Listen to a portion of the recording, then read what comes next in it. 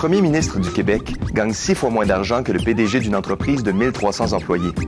Le chef cuisinier empoche 13 000 $ de moins que le mécanicien automobile. Les travailleurs québécois ont beau tous travailler en moyenne 35 heures par semaine, la paie reçue au bout du compte varie énormément. Mais comment est établi un salaire? La scolarité est un premier facteur qui influence le salaire. De façon générale, étudier est payant à long terme. Les données colligées par l'Institut de la statistique du Québec sur la rémunération révèlent que la rémunération augmente avec le niveau d'études. Si on regarde les 10 dernières années, on remarque que la rémunération de tous les travailleurs suivant le niveau d'études a augmenté. Mais on remarque que la rémunération des personnes ayant un diplôme d'études universitaires a augmenté le plus fort. Et donc on voit qu'il y a un écart qui s'est creusé entre les personnes détenant un diplôme d'études universitaires et ceux qui ont des niveaux d'études inférieurs. Alors comparé aux personnes sans diplôme d'études secondaires, on voit que ces dernières avaient une rémunération en 2000 de 470 $ par semaine, alors que les diplômés universitaires gagnaient, eux, à peu près 870 $. 10 ans après, la rémunération hebdomadaire des diplômés universitaires est de 1000 $, alors que celle des personnes sans diplôme d'études secondaires est de 520 $. Donc, naturellement, la rémunération de tous les travailleurs a augmenté, mais celle des personnes ayant un diplôme universitaire a augmenté le plus.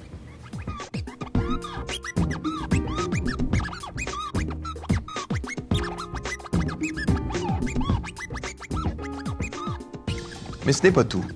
Le type d'emploi, le type d'entreprise et le domaine de travail font varier le salaire d'un employé. Par exemple, on n'empoche pas le même salaire dans le secteur public que dans le secteur privé, et un gestionnaire n'a évidemment pas le même revenu que ses employés.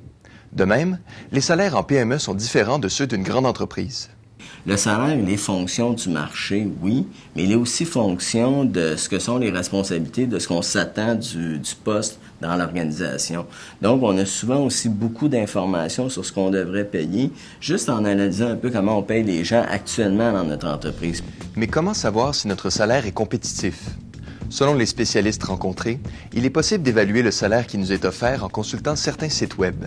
Statistique Canada, par exemple, publie régulièrement des données sur le salaire moyen par catégorie d'emploi, et les sites d'offres d'emploi fournissent des renseignements qui permettent de faire des comparaisons. Mais la rémunération est aujourd'hui un concept qui couvre beaucoup plus que le simple aspect pécuniaire.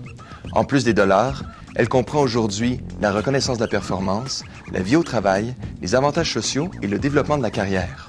C'est que les préoccupations des travailleurs d'aujourd'hui sont bien différentes de celles des travailleurs des dernières décennies. Dans les années 70, on était à une époque où essentiellement les gens faisaient leur carrière au sein d'une même entreprise. Il n'y avait pas beaucoup de choses qui différenciaient les organisations d'une à l'autre, mettons au niveau des avantages sociaux, régime de retraite, régime d'assurance. Essentiellement, on avait des régimes très comparables, très semblables dans leurs effets. Fin des années 80, on a eu des événements un petit peu plus difficiles avec le crash de 87. On a eu des organisations qui ont comme cessé de pouvoir s'engager dans une promesse d'emploi à vie. On a eu aussi du coup une réaction du côté des employés qui ont regardé leur carrière dans un contexte beaucoup plus à court terme. La main-d'œuvre est devenue mobile. Les avantages sociaux existent depuis longtemps au Québec. Cette composante de la rémunération comprend notamment les protections en soins médicaux et dentaires, les protections en cas d'invalidité, les régimes de retraite, les congés de maladie et les vacances.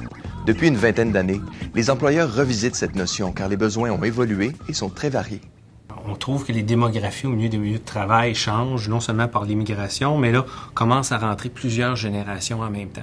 Les carrières s'allongent, les démographies des entreprises changent beaucoup au niveau de la main-d'œuvre. Les organisations vont commencer à questionner d'abord leur régime de retraite, où on va se dire, est-ce qu'on a besoin encore des régimes de retraite axés sur la carrière, alors que le comportement des travailleurs est différent? On va commencer aussi à questionner les avantages sociaux, alors que la main-d'œuvre est très mobile. Il y a des phénomènes sociaux aussi comme les deux conjoints qui travaillent, des familles monoparentales ou encore des gens qui sont célibataires ou des couples sans enfants. Les avantages sociaux sont peut-être plus importants pour les travailleurs un peu plus âgés en termes d'assurance médicale, en termes d'assurance invalidité, court terme et long terme. Mais historiquement, les avantages sociaux avaient quand même une place importante dans l'enveloppe de rémunération globale et ça continue d'être le cas. La gestion de la performance et la reconnaissance sont devenues tout aussi incontournables en rémunération. Elle se manifeste par des bonis, l'intéressement à court et long terme et des augmentations de salaire basées sur leur rendement.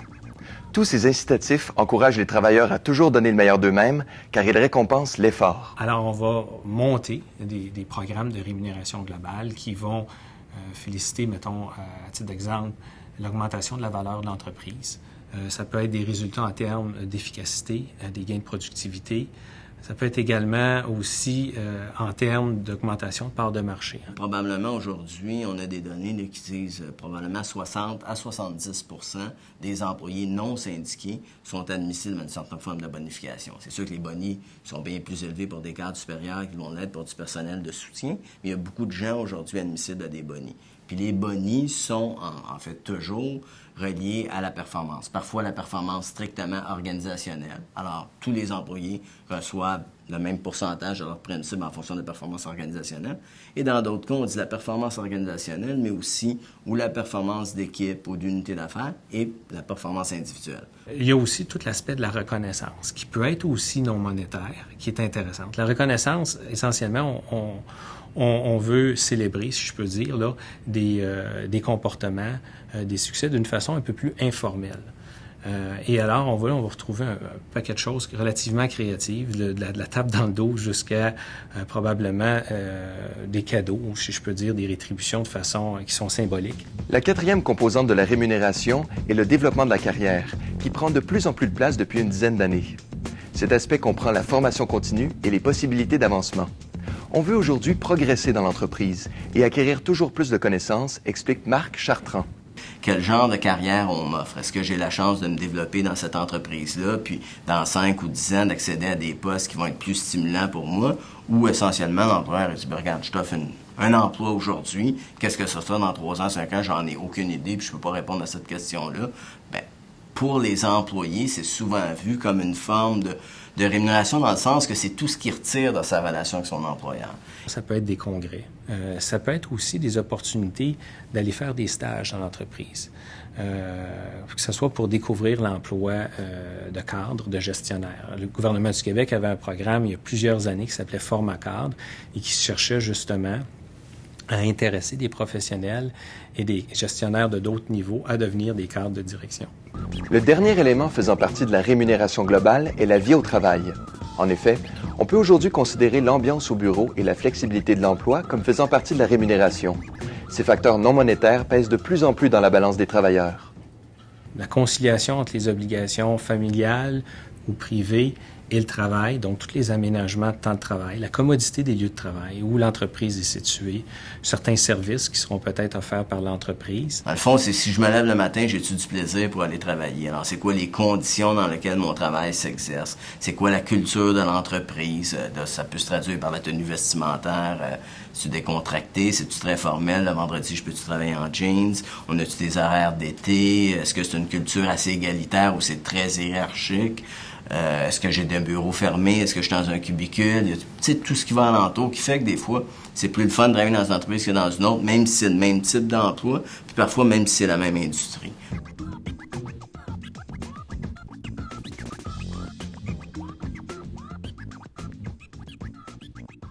En fait, dans des milieux conventionnés, donc, si vous voulez dire, on veut dire syndiqués, il y a une convention collective qui régit tout ça. Alors, ma politique, dans le fond, de rémunération, quelque part, si je lis la convention collective, je peux la traduire de la convention. Je dis, il y a un régime d'avantages sociaux, il y a un régime de retraite, ça prend 3 mois pour être admissible au régime d'avantages sociaux, 1 an pour être admissible au régime de retraite, il y a 10 classes salariales, c'est l'ancienneté qui détermine la progression. Alors, si je lis la convention collective, je vais être capable de traduire la politique de rémunération.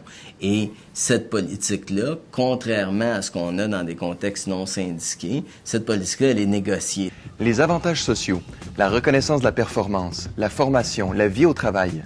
Vraiment, le concept de rémunération est de plus en plus large. Si toutes ces composantes sont importantes, les études révèlent que le plus important pour un travailleur demeure toujours le salaire. Pour être attiré, ça demeure que c'est le salaire que les gens vont dire qu'ils vont regarder en premier. Et ça confirme d'autres études au préalable qui disait, ben écoutez, les gens considèrent bien d'autres choses, puis le salaire, des fois, vient en 4e ou 5e rang. Quand les gens expriment cela, mais lorsque vient le temps de prendre une décision, lorsqu'on leur offre vraiment un emploi, puis disons à comparer, l'importance relative du salaire prend un peu est beaucoup plus grande que les autres facteurs. Ça signifie pas qu'ils regarderont pas les autres facteurs, mais ça prend une importance beaucoup plus grande qu'ils admettent.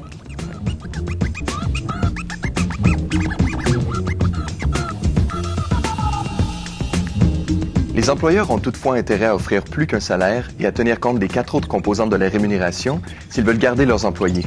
Surtout avec les X et les Y qui sont plus préoccupés par leur qualité de vie que les générations qui les ont précédés.